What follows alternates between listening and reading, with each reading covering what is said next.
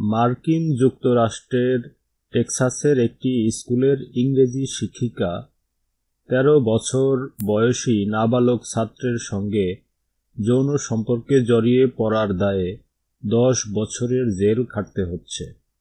জানা যায়, ১৩ বছর বয়সী শিক্ষার্থীর সঙ্গে যৌন সম্পর্ক গড়ায় গর্ভবতী হয়ে পড়েন সে শিক্ষিকা। এরপর যৌন নিগ্রহের অভিযোগে তার বিরুদ্ধে গ্রেপ্তারি পরোয়ানা জারি করে টেক্সাস পুলিশ। অভিযোগ প্রমাণ হলে ১০ বছরের জেল হয় ওই শিক্ষিকার।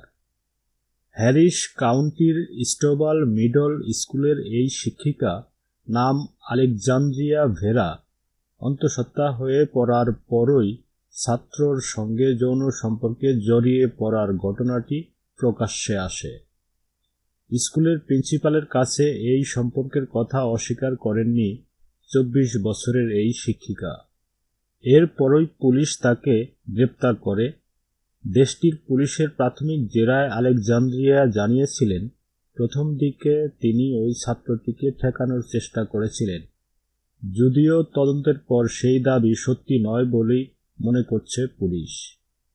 জিজ্ঞাসাবাদে এই শিক্ষিকা পুলিশকে জানান, তাদের মধ্যে যৌন সম্পর্ক ছিল।